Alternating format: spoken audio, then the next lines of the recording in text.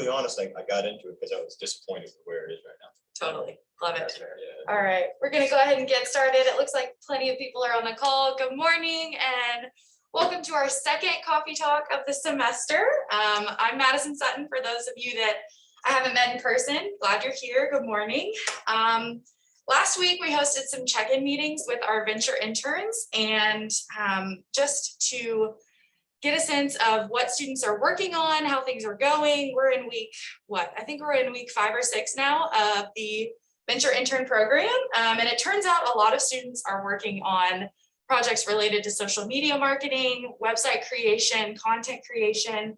And so here we are today. We have a great panel with us with experience in all of those areas to talk a little bit more about some student-facing tips on how to move forward in those areas. So I'm going to go ahead and introduce our panelists. So first we have Kate Lynn, and she is a marketing manager at Rejoicey.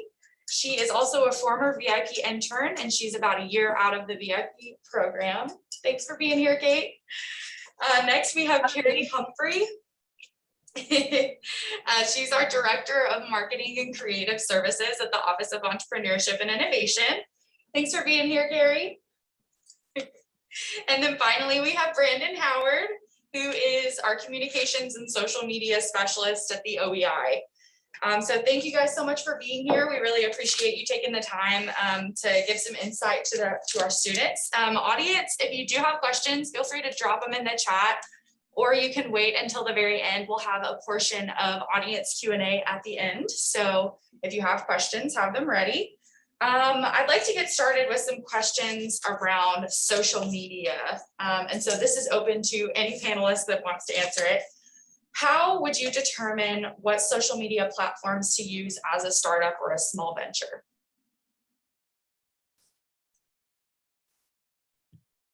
I can take that one. I think there's a couple different things you can do.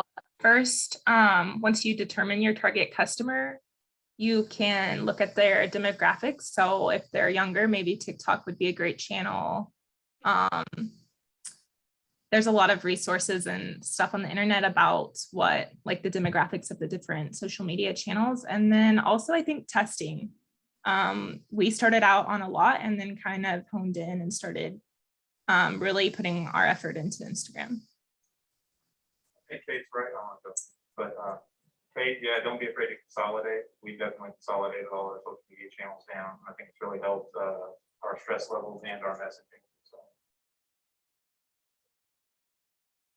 Yeah, I would just, I don't know, is my audio okay, Madison? Yeah, we can hear you. Okay, good. I would just definitely second what both Kate and Brandon said. And I think, you know, from our strategy internally, we always go back to, like, I think asking yourself as a small business, which we have talked with several small businesses. I had a small business before I was in this role. Just making sure that you have a clear vision of what you want to accomplish via social media, because it can be, I mean, it is really good to identify who your audience is, just like Kate said, but I would say having a clear objective, it can be a massive resource and time suck. And, you know, having some kind of metric, everybody says engagement, but what do you expect out of that engagement on social media in your business? You know, so do you expect that to convert to sales? Do you expect that to convert to just increase customer? Are you trying to talk to your existing customer base on social media? So just having that outlined, then, or written down, or having a few objectives should dictate which platforms you want to get on. Are you looking to grow your existing audience into a different demographic? Like Kate said, you would want to research which platforms that demographic is on.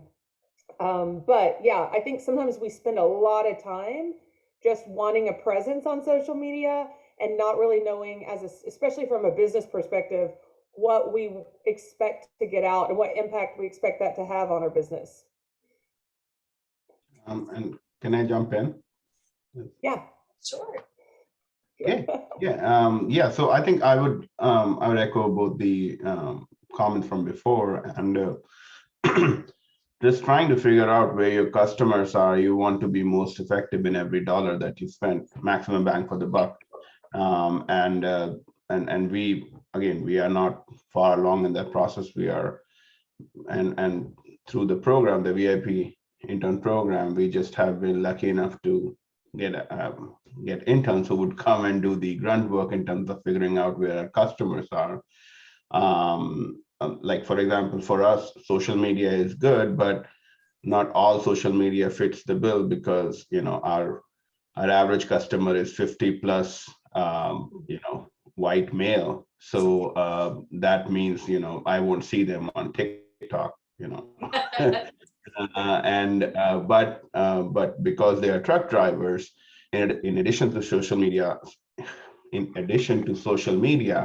we are also looking at like radio advertisements. There are a lot of radio channels these guys tune into while they are driving, and can't touch a screen or anything. So that is another avenue that we're exploring. So again, you just have to from our perspective, we have a limited pot of money that we can put towards marketing, and where are we going to get maximum exposure is where we want to put the money in. So that's how we are deciding which social media channels to approach. Awesome. Thank you, Ayush. You got to think outside of the box for those that aren't on social media, for sure.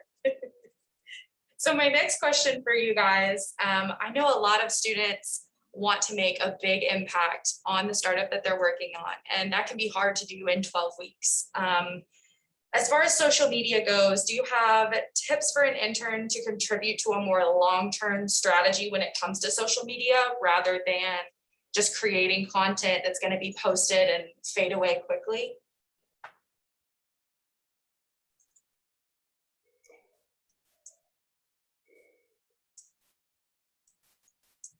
I can jump in. I think that is an excellent question. And I know that from a few earlier cohorts of our venture interns, this is, social media creation of content is something that many of them in their roles, depending on the business, but I would say the majority of them have at least that's part of their internship, or it's talked about at least. So I think it touches on a lot of, I think this is a really relevant question. It is tricky because anything on social media that you, I feel like that might be an oxymoron in the sentence, long-term social media, just because of the fluid nature of social media. And the different platforms that come and go and that are, the latest. And I think as far as long-term strategy, again, I just go back to, kind of what I answered on the first one is just really saying, talking with the business, what do you want to accomplish on social media? It's, it kind of was promoted as, oh, it's free. And it's really not free, whether you're buying ads or not. The time and resources are not free. I think templating some social media graphics from a business standpoint is good as far as streamlining, and that's something that a venture intern could come up with, creating a calendar. If the organization doesn't have a content calendar, as far as like, we want to post on X number of days, and even like themes. Maybe on Fridays we post something that's kind of a throwback to a customer or a story about our business, but just coming up with maybe a content calendar-ish. It doesn't have to be hard and fast because social media is so fluid, but it is tricky because I don't think there is, if we could all have a crystal ball and anticipate what's going to be the newest wave on social media, and even just next year, we would possibly be rich. But I do see where getting some objectives and some just actually like calendared items could be really helpful to the small business in thinking about that.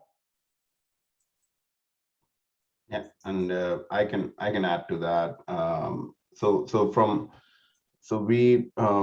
From our business perspective, we are a SaaS product, and our focus is to in the long term for people to just know us as a company that is doing a certain job in the trucking industry.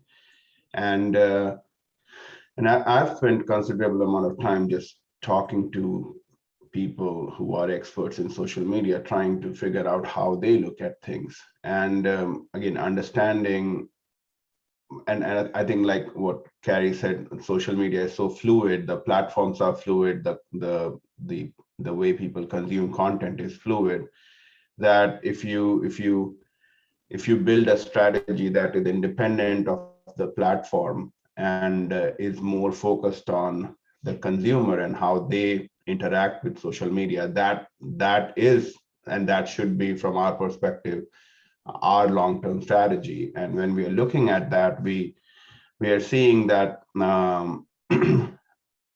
so in terms of how you spend money on social media, if you don't want to spend money, you try to rely on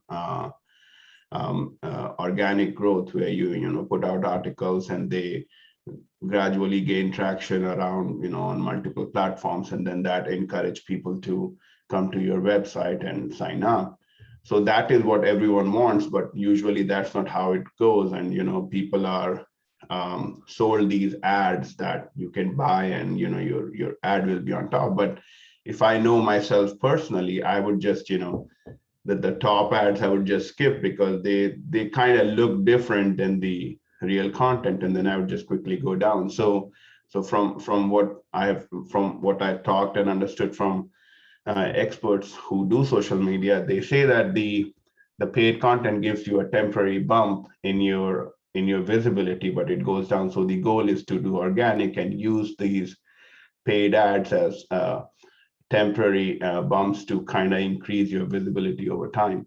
So from that perspective, the interns can focus on seeing what kind of content makes sense. There is a certain quality of content that is evergreen, that like lack of example, how to repair your car tire, right? That thing, if you write an article or a content on that will be evergreen, because that is always there. But if you write something topical, like oh, the hurricane season was bad this year, that content would kind of fade away over time. So that is, I think we are trying to see what mix we can create between the two kind of content, and push that forward. So as an intern, I would definitely first explore what kind of customer base the company is going after, and then what kind of content resonates with them. You can do keyword searches and build your content out based on that. And, No, go ahead, go ahead. One thing I don't know is one topic, but I would think if the small businesses are fairly new or new to social media, then building a reservoir of analytics and to give the baseline company, that'll be something they can really use even after you're gone. It's kind of a legacy thing, because that's really helped us here, is having where we were, where we're going. We're still doing that with Instagram and some of our new accounts, but it can be tedious, thankless work, so it's perfect for an intern, and then you get to give an impact even after you're gone.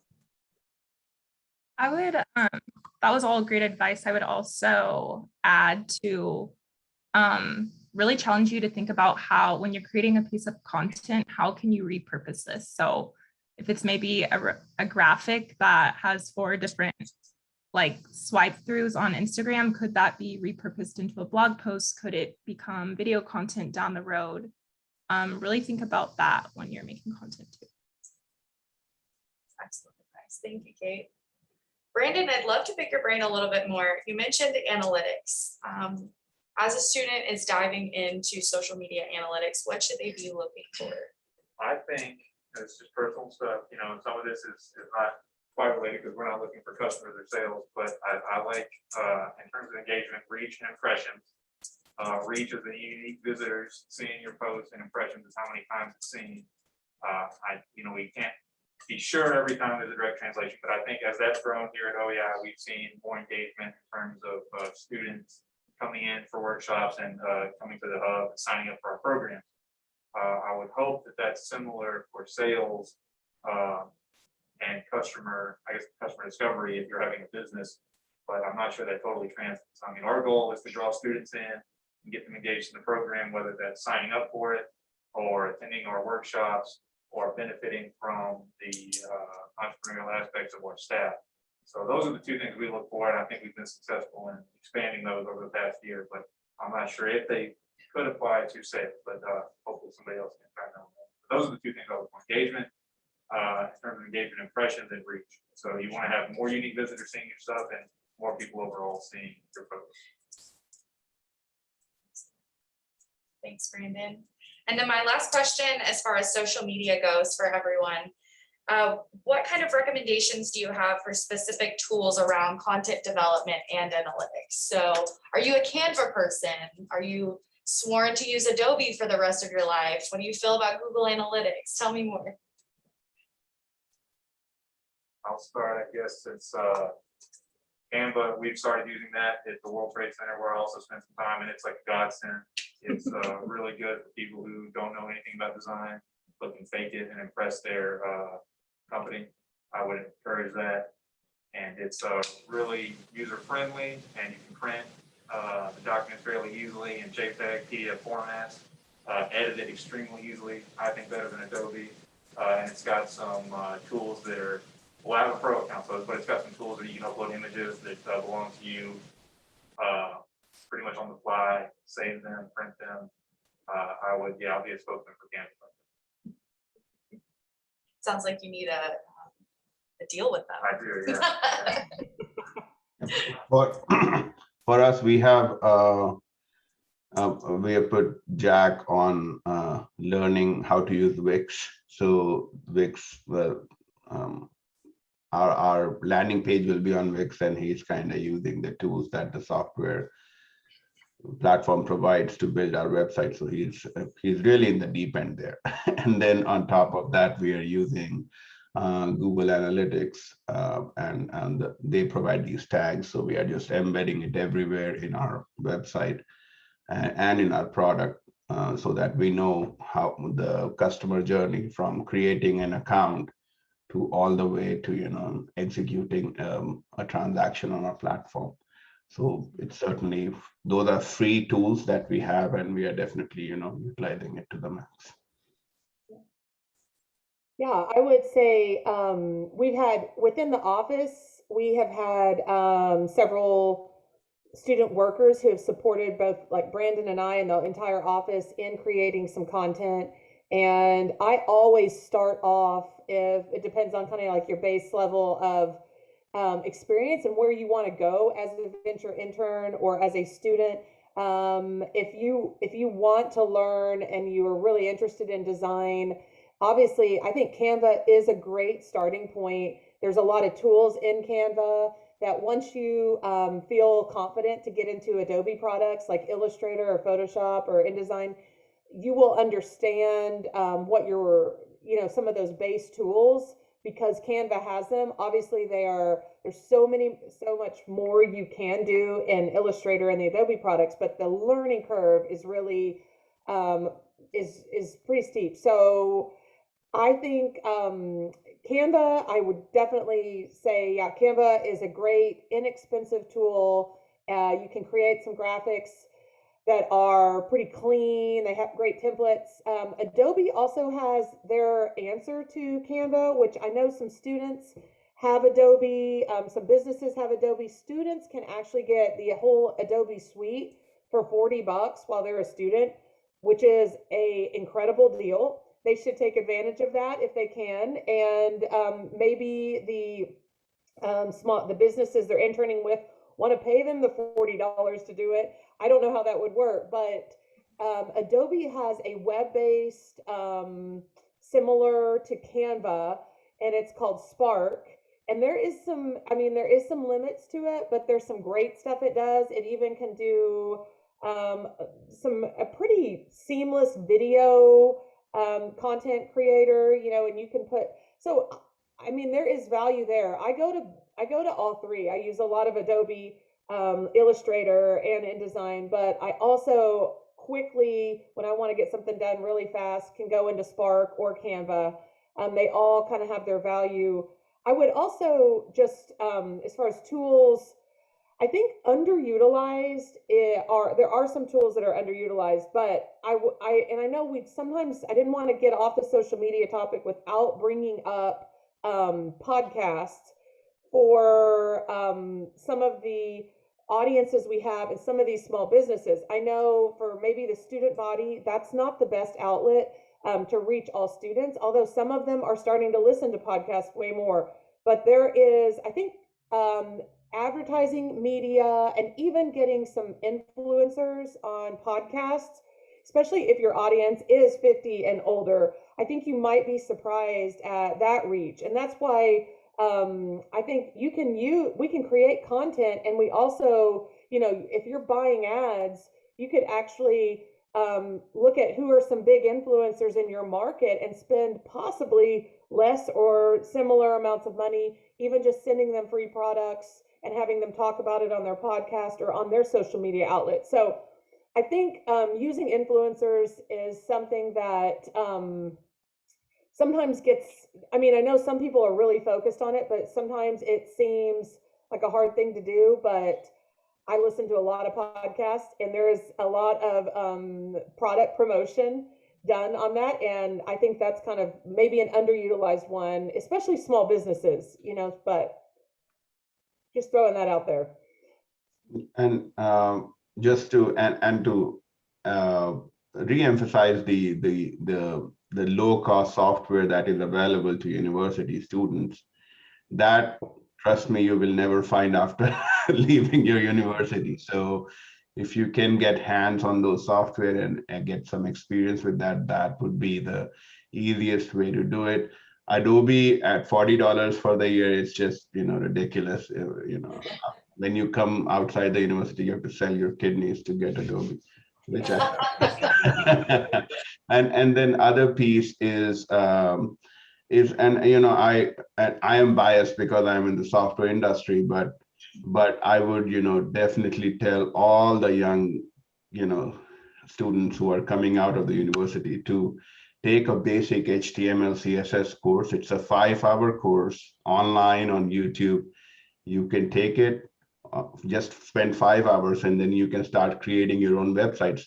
And I'm not saying you have to create it. It just gets you the idea of how things are moving in the digital side. And even if you don't have a software engineering background, if you don't have any background, the basic understanding of a language like English, like HTML, CSS is definitely payback in multi times over in terms of that investment that you make today. And the reason behind that is that we want to hire the talented software people here, and it's so hard to find them in Arkansas. And so, it's just, we want to create more of those people here, That's actually the perfect segue, Ayush. So let's talk a little bit more about websites. I know some students are developing content for websites. So panel, how do you determine what content is relevant when creating a website? From our perspective, I think as a venture intern, you won't know what is relevant for a company because you haven't spent that much time. So I think if you ask the founders, they would be able to run you through the whole thing. And again, getting some awareness of what usually is on the website makes sense. And you guys already subconsciously have that awareness because you have visited so many websites in your lifetime. There's an about page, there is the description of whatever product or service they're selling, there's the way to contact them. There are some standard topics that will be covered on the website. How they will look, what words go behind them will be different. But if you look at the skeletal structure, that should not vary a lot from website to website.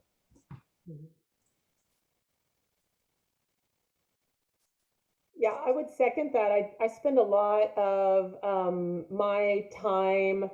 I mean, we have a pretty deep programmatic website, and I have to spend a lot of time updating, probably daily, make different updates on different pages. And I always kind of, I mean, I'm not an expert on this, and the website is, it's this, it's such a useful tool, but it also, you know, I feel like it has more permanent information that you would store on your website, whereas your social media accounts would have more daily updated information. But the fine balance on the website as far as content is your site needs to look alive and not neglected or dead. And so, you know, you don't want to get yourself in a position where, you know, you are making hourly updates to your website like you would social media. But so sometimes, you know, the work around that is having a feed from your social media on your homepage so you can see some recent posts and, you know, it looks alive. But I do think thinking about some, and he's exactly, Ayush is exactly right, that you want to get a feel for your company that you're working for, and for the venture intern organizations out there. They need to set the standard as to, for that organization, like what are the things that are core to our organizations that are not super fluid, that aren't day-to-day changing, and those messages that are core, their mission statement, their staff, actionable items too on the website, like ways to contact people. We've all been on a website that we are so frustrated with that we want to reach out to this organization. Maybe we're not ready to buy or sign up, but we want more information. And I think having places where your customer base can take some action on each page is really important. But again, that action needs to be consistent. So not something that's changing. So if you're in a position where you're working for an organization that has a lot of turnover and maybe a sales person, you might not want their email address linked to an actionable item. You might want to have a more permanent email address that gets forwarded to whoever the salesperson is. So like thinking about those things on your website, it's this permanent, but still really alive and, you know, not neglected at the same. So it is a tricky balance, but I definitely would agree. You got to get the pulse of that from the organization you're working with, and they can't just expect, you know, anybody who's new to the organization to know that right off the bat. That is something that you need to communicate with kind of the management and your boss there.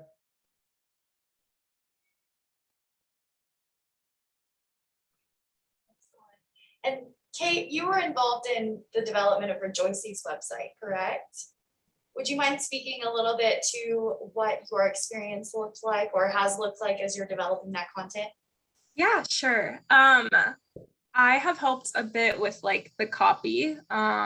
So yes, I think that it's a lot of trial and error, honestly. You're not going to get it right the first time.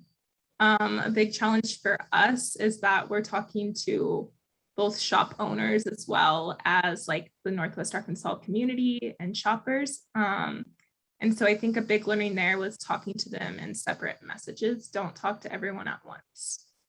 Mm-hmm. That's great advice. That actually perfectly leads me to my next question. So a lot of times there are either multiple audiences or unclear audiences when you're working with your website. It's almost like your permanent sales pitch of your organization. What tips or resources would you recommend for someone designing a website with an open-ended audience or for multiple audiences? Well, this is going to sound terrible, and I know this is recorded, but I mean, there's, I'm not going to use the word plagiarism, but I would say I would visit a lot of websites that you like the feel, that might have a similar audience, maybe your competitors, and I wouldn't copy, but I would see how other people in your industry are communicating. And you will see some like success stories, or you will see some things that resonate with you and think if you're at the creation and ideation phase of your website, or it needs a whole overhaul, look at ones, I mean, even from a designer aspect, look at ones that resonate with your company and you think resonate with your customer base. Again, you can kind of lean canvas this, which for those of you who don't know it, but I mean, actually getting some customer feedback from your audience so doing some customer discovery, talk to some of your existing customers and ask them, especially if it is wide open, you have a bunch of different audience buckets, ask them what they're looking for and how they engage with your website and what are tools that are missing or not. And so doing some customer discovery and doing a little plagiarism is probably that's probably the approach I would take, especially when you're creating from start. We tried to develop, we did launch a new website, but it was like 2 years in the making, and we looked at tons of other university pages across the country that were trying to talk to primarily the entrepreneurial minded student, but so many other audiences as far as the entrepreneurial ecosystem in the entire community and the corporate engagements, the small businesses, we have a lot of audiences, primarily keeping in mind who your primary audience is and getting some core feedback from them. And then again, customer discovery, get a few more, input points and data points from those secondary audiences.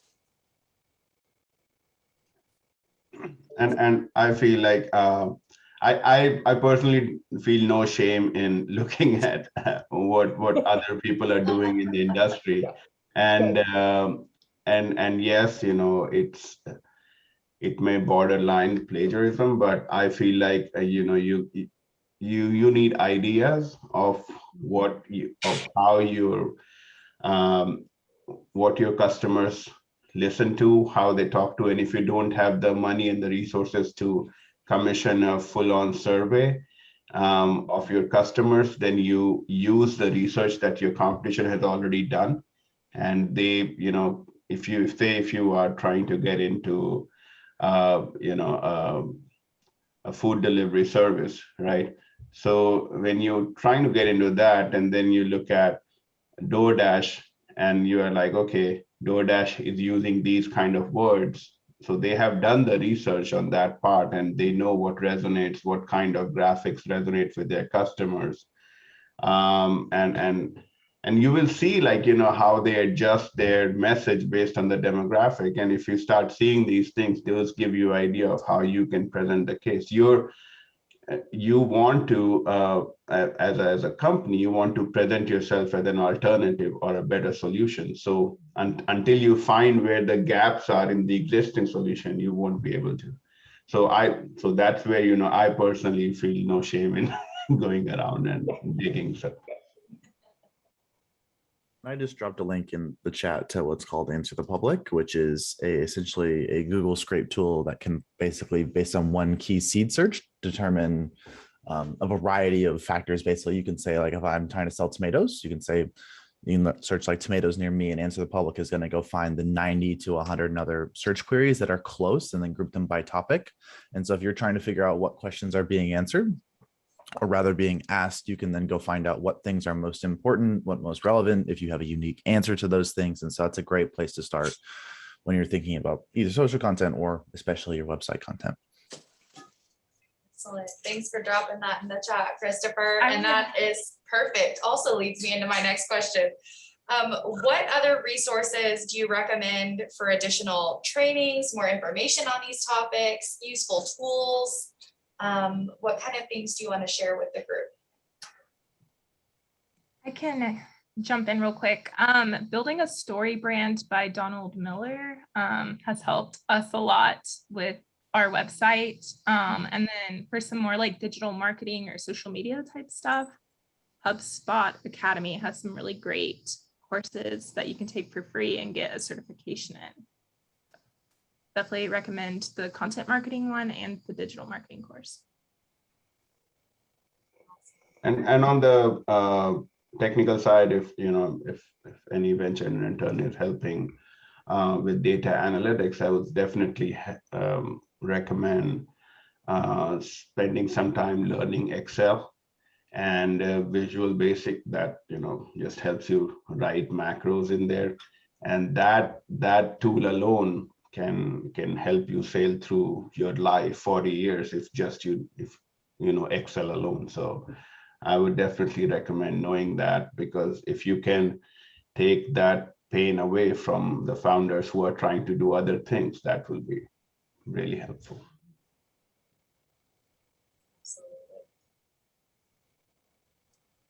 So Madison, I can't go without in like an hour time frame without plugging Airtable as a resource for all things in life. No.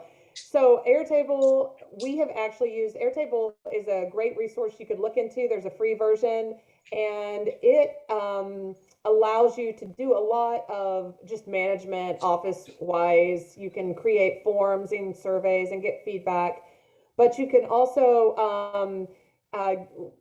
embed content from Airtable onto your site in a seamless way. So Madison is also an expert in Airtable, but there is a little bit of a learning curve there. So training on all the things it can do and helps you. I mean, there is some templates in there that are already kind of set up for social media content calendars, things like that, but they help you. I think Airtable has been a great resource in us, even like getting feedback. There is some analytical tools and apps that you can just bring right into Airtable, and it will help you analyze some of the results from your surveys and your customer discovery, and then also export straight to Excel, import straight to Excel from Airtable. So what Airtable is like, it's like an Excel database but it's very intuitive and easy to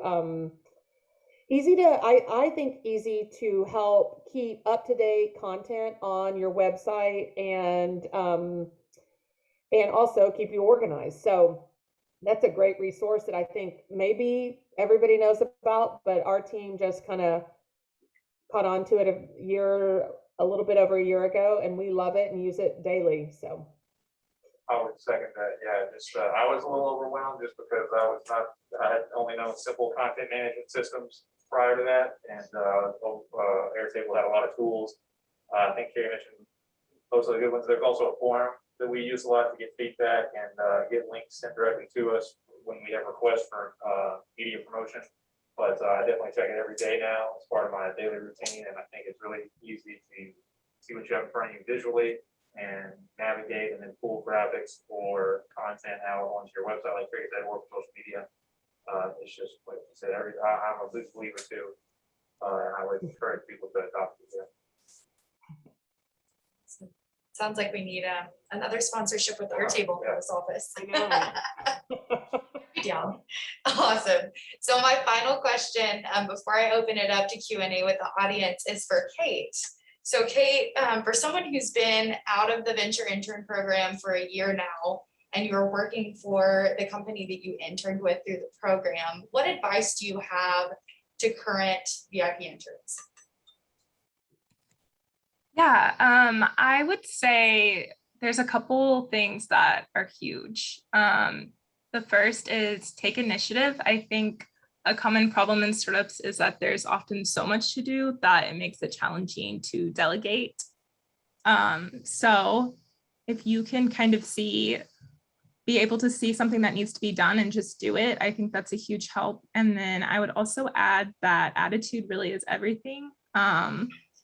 I think you're touching a lot of different things when you're working in a startup, something that might be out of your comfort zone, and being able to have a good attitude through all of that, as well as just the ups and downs of a startup too. Thank you, Kate. All right, with that, I'd love to open Q&A to the audience. So feel free to unmute yourself and ask any questions you have, or you're welcome to drop them in the chat. And then anyone here present, just feel free to speak up. So what questions do you guys have?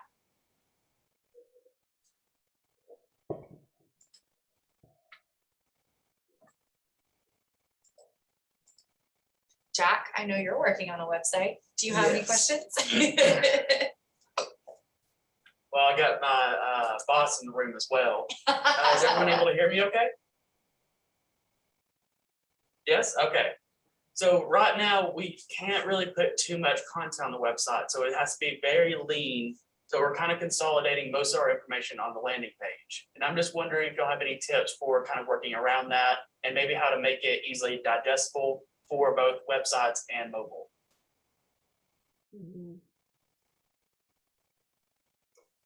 Yeah, easily digestible is key. And I think, I know Kate talked about even creating the copy is, to be honest, the hardest part of the website, to say a whole lot without, I could think it was Mark Twain that's like, I would have written you a shorter letter, but I didn't have the time, is, I mean, there is an art to that. And I think that is underrated. So yeah, I would say get your copy as short as possible. Again, actionable items on that landing page if you're limited. So where they could get more information, where they can, links to your social media that you could actually populate with more information and more real like updates to your business. But visually, people respond. I think there's some surveys and research out there. So like bio pages, like everybody has one, an about page with your headshot and your bio. And they have done some like analytics on how people engage on the website. And on those about pages, for example, no one reads the bios, and you just need to know that. So don't spend all your time on creating these really in-depth bios, bragging on every staff person at your organization. No one reads them. Their mouse hovers around the image. People look at the face, they look at the picture, they want to see who's behind this company. And if they read any part of the bio, like we've kind of tried to tell our staff, like, make your bio like 2 sentences. No one's going to read more than that. And so I do think that is, that's a learning that I think takes some time to get people to whittle down talking about themselves to just like 2 sentences. But knowing that that is not what people are engaging with can save you a lot of time there. But really, people like using keywords instead of a whole long sentence, to describe your company. Those are just tricks to like, cut down on some of the copy.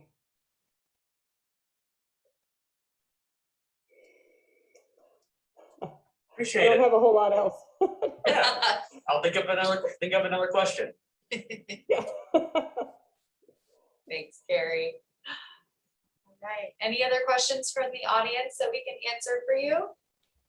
And also, Jack, I guess one other free piece of content for you, just because I'm in a giving mood this morning. Normally, I'd charge for this advice.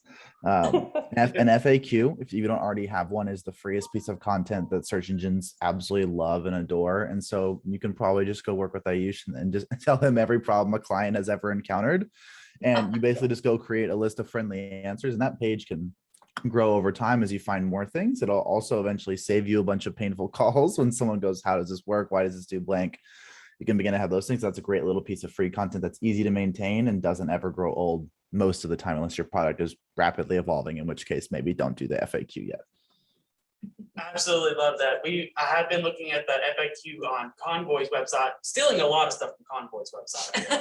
A lot of great stuff there. Love their design, love their use of negative space, love it.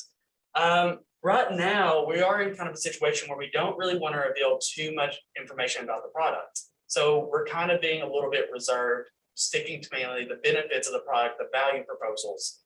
So frequently asked questions, I'm sure they're going to have tons, but right now the website's purpose really is to get the foot in the door, to get a meeting with other carriers. So in a bit of a tricky spot there. And thanks for keeping it under wraps, Jack, in a recorded conversation. Oh. I'm just messing with you, sorry.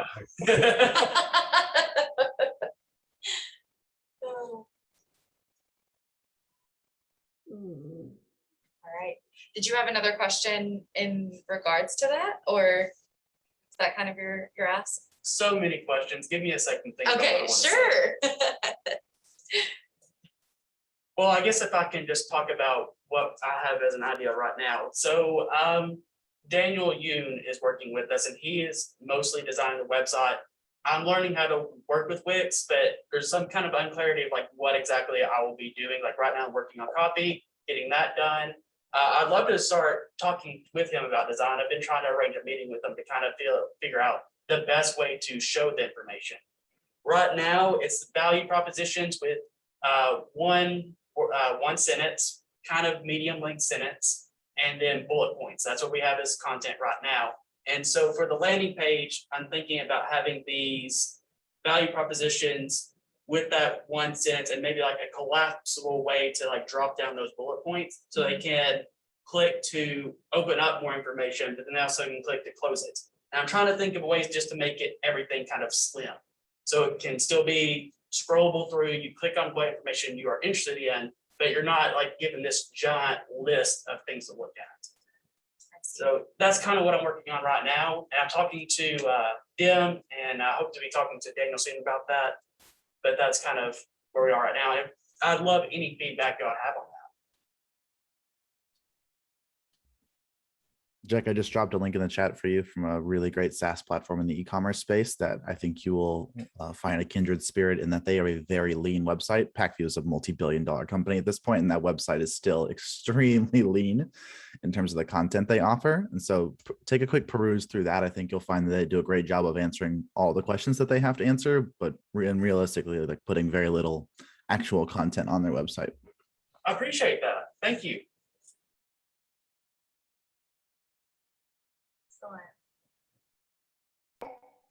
And this might be just a simple, and I'm sure you already have it, but, and yeah, that Packview one looks really clean and concise.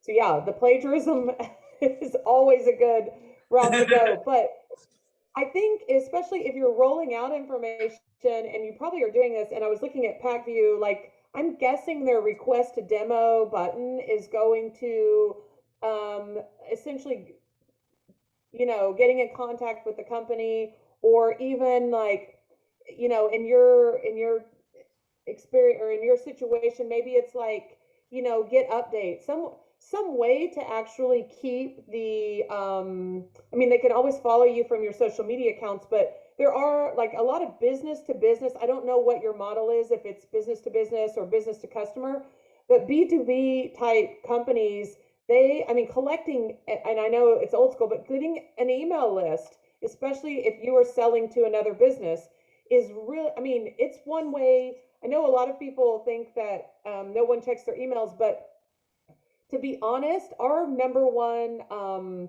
customer are students, and our students expect to get an email from the university office. So like, it's kind of like, we all see, you know, as Kate said, like, what's the newest and latest platform? We all see TikTok, and we see, oh, all the young people are engaging on TikTok, but there is still an expectation as to what kind of business they're engaging with and how they expect to be communicated to that business. So our students still get I mean, we have surveyed them. They still get most of their content and information from our office via our weekly newsletter.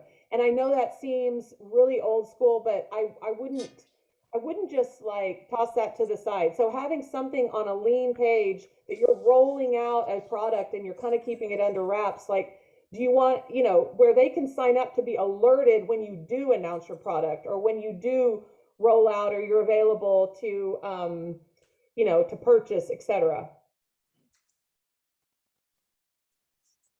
Appreciate that advice.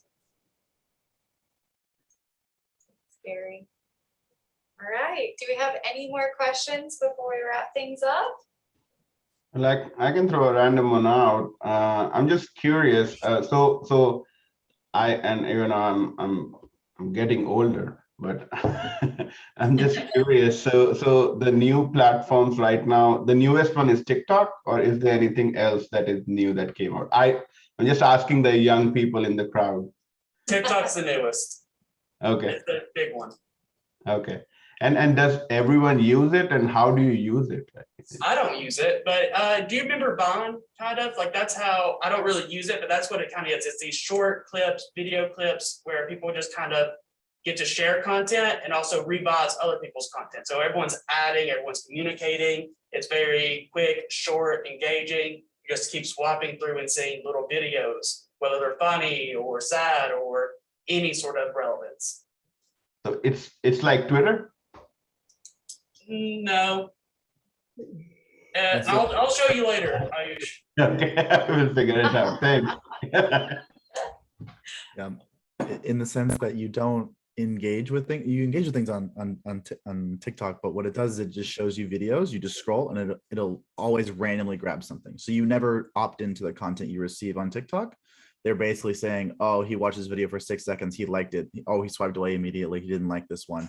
And it just learns about you and learns about you. And so the interesting thing about TikTok for anyone who's wants interesting to go on it is that it's you're either going to create viral content on TikTok or it's going to suck. And there are no in betweens. Like either 40,000 people are going to see whatever you make, or 0 people are going to see it. And there is 0 in between. And so really you're like a 49er going out and panning for gold. You're just hoping that 1 in every 20 that you make will send your business's e-com sales skyrocketing. So that's really the nature of TikTok and Instagram Reels at this point, is they're both hyper discoverability focused, very little on the subscribe or like follow a certain creator.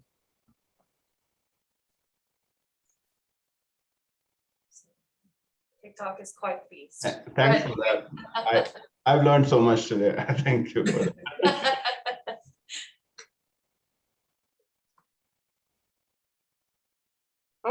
I'm gonna, before we get off, just kind of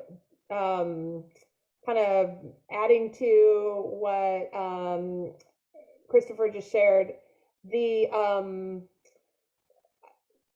Yes, the ROI, and we talked about it on our team of creating content for TikTok or for any of these platforms.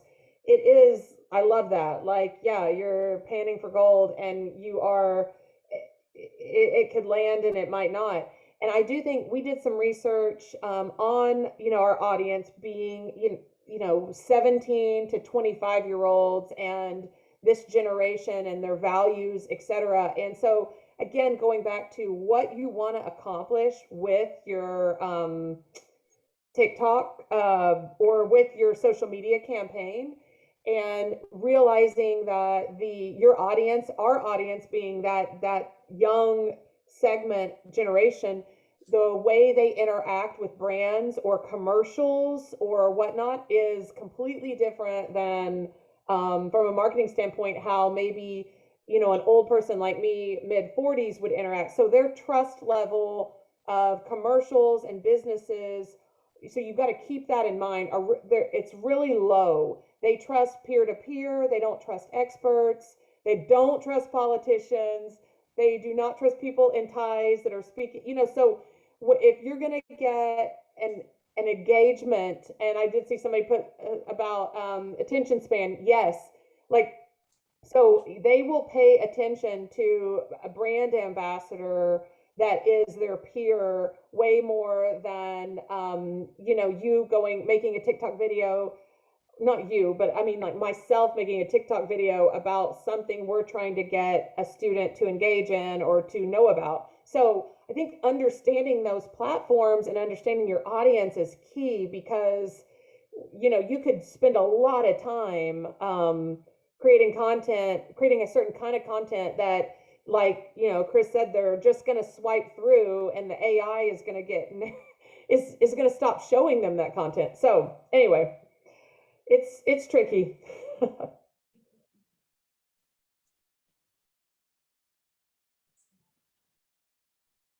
right.